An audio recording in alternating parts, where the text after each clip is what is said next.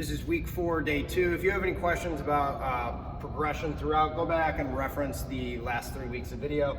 The only thing that's going to change through pillar prep and movement prep is our shuffle to run, instead of being 2 sets, is now going to be 3 sets on each side. Once we work our way into our plyos and our rotation, we're going to take out that bound skip protocol, and now we're just going to go continuous single leg broad jumps. When we get into strength block number 1, our RDL variation is going to go up in reps to 12. Our pillar bridge is going to go up in time to 35 plus seconds. And then our bent over rows, we are going 4 sets of 15 reps. When we get over to strength block number 2, a lot of the same things.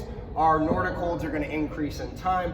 Our high to low rows will increase in reps. And then our prone swimmers are going to stay the same. Last but not least, our energy system development, where we're jogging, running, biking, doing the elliptical at a 1-to-1 work to rest ratio, is going to stay at 10 reps. Okay, starting our movement prep, Brett is going to go through 2 sets of 10 bridges where he's focusing on keeping his rib cage down, creating that nice straight line from knee, hip to shoulder.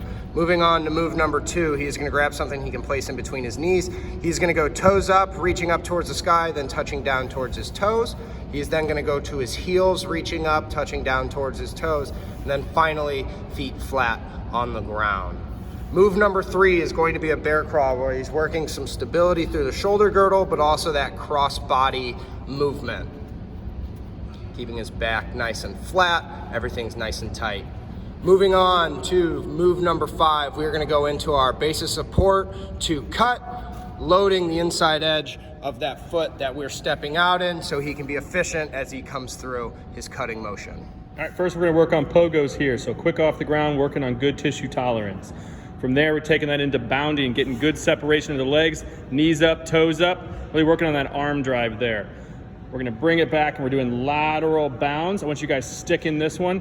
So you're jumping over, working on a good landing, soft knee, bend that knee, keep that core tight and don't let that knee cave in. Here we go, Ryan.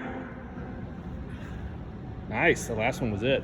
Taking that into Pallof Press. So you're gonna need a band for this one or something that you can use as a band.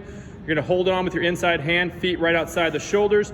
We're pushing out, we're pausing a second, and we're coming back in. Keeping that core nice and tight, resisting that rotation. All right, so this is our strength block number 1 on day 2. We are using a band here, but for your RDLs and your bent over rows, you can use book bags if you have bands, some weights, light dumbbells.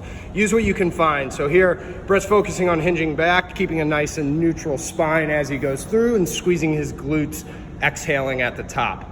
Next, he is going to go into his bent over rows, thinking driving those elbows into his back pocket as he squeezes at the top of that motion. This is why bands are really good for this one movement. Finally, last move of the strength block, Brett's gonna drop down into a lateral pillar bridge. Big thing here, guys, is we wanna make sure that we're keeping that elbow underneath our shoulder so we're not putting any undue stress on that glenohumeral joint. Brett's got his hips up nice and high.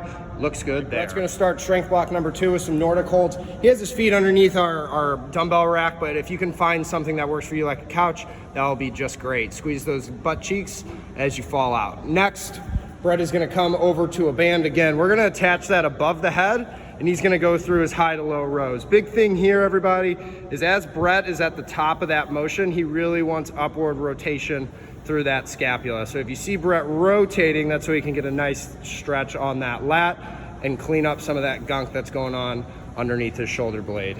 Finally, Brett's gonna drop down into a prone position. We are gonna go through swimmer. So we're working a lot of that posterior shoulder girdle and upper back. Notice the height away from the ground as he goes through his motion. We want to really try to elevate by pulling up on the rear delts. All right, so finally for our ESD, we're going at a 1-to-1 work to rest ratio. Brett's going to come and show us that run. We are going for 6 rounds on week 1, 1-to-1 ratio. So if you're running for 30 seconds, you will be resting for 30 seconds.